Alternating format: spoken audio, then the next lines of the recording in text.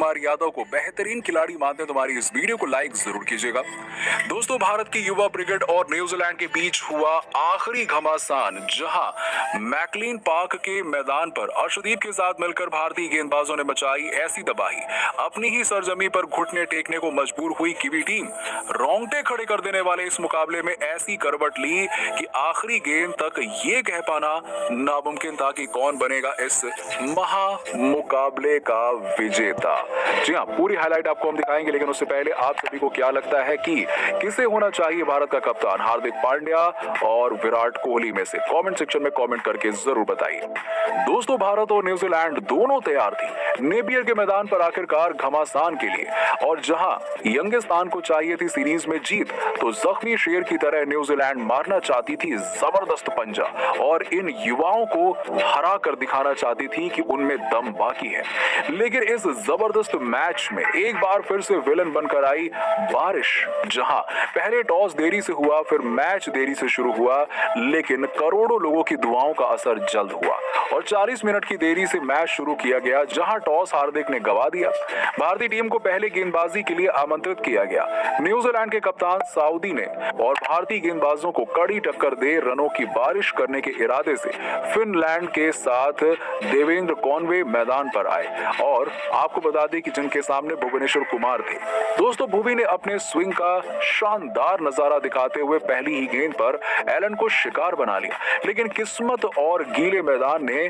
बल्लेबाज का साथ दिया और हार्दिक गेंद तक पहुंच नहीं पाए, और जरा सी मिसफील्ड की बदौलत एलन ने पहली गेंद पर 3 रन बना लिए। इसके बाद स्विंग किंग ने दोनों शानदार बल्लेबाजों को एक रन भी बनाने नहीं दिया। हालांकि वाइड के जरिए उन्हें एक बार जरूर एक रन मिला, लेकिन पहले ओवर में न्यूजीलैंड की टीम पहले ओवर में महज 4 रन बना पाई, और इसके बाद अब बारी थी आज संदीप सिंह को अपना जलवा बिखेरने की। जी हाँ,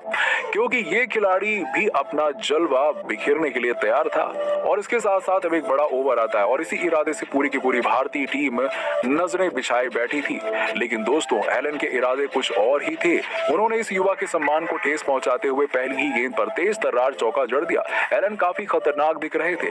लेकिन 2 गेंदों के बाद ही अर्शदीप ने यह साबित कर दिया कि आखिर क्यों वो 2022 के सर्वश्रेष्ठ गेंदबाज हैं। जी हाँ, आपको बता दें कि उनकी अंदर आती हुई घातक गेंद पर एलन चारों खाने चित हो गए, और इससे पहले कि वो कुछ समझ पाते, गेंद उनके पैड पर लग गई थी, और अपील करने पर अंपायर ने अपनी उंगली खड़ी कर दी। अर्शदीप ने अपना बदला लेने के साथ साथ एलन को पवेलियन की राह दिखा दी, और जिसके साथ साथ उन्होंने पहले ओवर में विकेट चटकाने का अपना रिकॉर्ड भी कायम रखा, और स्टेडियम में बैठे हजारों फैंस खुशी से झूम उठे, और भारतीय टीम की शुरुआत एक बार फिर से शानदार हुई। एलन के आउट होने के बाद बल्लेबाजी करने आते हैं मार्क चैपमैन, और दोस्तों, भारतीय गेंदबाजों की नागिन की तरह लहराती हुई गेंदें आपको बता दें कि कीवी बल्लेबाजों के लिए मुसीबत बन रही थी, और वो अपनी ही सरजमी पर घुटने टेकते हुए दिख रहे थे, जहां उनके लिए एक एक रन बनाना भी नामुमकिन साबित हो रहा था, जिसका नतीजा ये हुआ कि 3 ओवरों की समाप्ति के बाद न्यूजीलैंड ने इस छोटे से मैदान पर महज 11 रन बनाए थे, और इससे आप भुवनेश्वर कुमार के साथ साथ अर्शदीप की खतरनाक फॉर्म का अंदाजा लगा सकते हैं। दोस्तों, आपको बता दें कि घमासान तो जबरदस्त हो रहा था, जहां युवा के सामने न्यूजीलैंड के कई युवा सितारों को उतारा गया था, और जिसमें मार्क चैपमैन भी शामिल थे। उन्होंने अपना आक्रामक रूप दिखाते हुए चौथे ओवर की पहली ही गेंद पर अर्शदीप को कवर से चीरते हुए चौके के लिए भेज दिया, और उनका ये शॉट देखकर हर कोई दंग रह गया। यहाँ आपको बता दें कि युवा खिलाड़ी अपना दमखम भारत को दिखाना चाहते थे। वहीं दूसरे छोर पर खड़े कॉनवे ने तो इस खिलाड़ी से 2 कदम आगे निकलकर अर्शदीप की जमकर पिटाई की। जी हाँ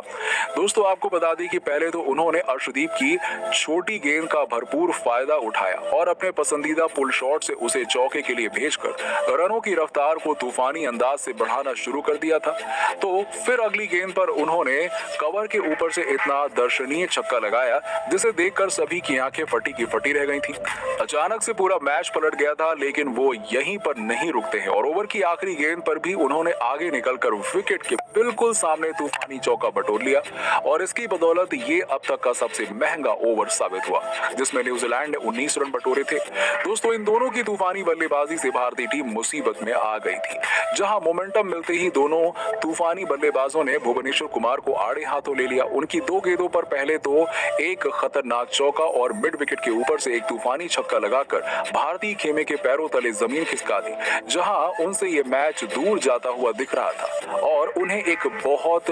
बड़े विकेट की दरकार थी कि तूफानी बल्लेबाजी का नतीजा ये हुआ कि एक समय पर बिखरती दिख रही न्यूजीलैंड की टीम ने 5 ओवर में 44 रन खड़े कर दी। लेकिन दोस्तों, पलटवारों के खेल में यंगिस्तान ने बाजी मारी, जहां कप्तान हार्दिक ने दिखाया धोनी जैसी चालाकी और दोनों गेंदबाजों को ऐसी राय दी कि जिसके बाद मोहम्मद सिराज को गेंद सौंपी और जिसका नतीजा ये हुआ कि आपको बता दें कि सिराज ने ये मैच भारत की झोली में डाल दिया और उन्होंने खतरनाक दिख रहे चैपमैन को अपनी घातक गेंद में फंसाकर अर्शदीप के हाथों कैच आउट करा दिया।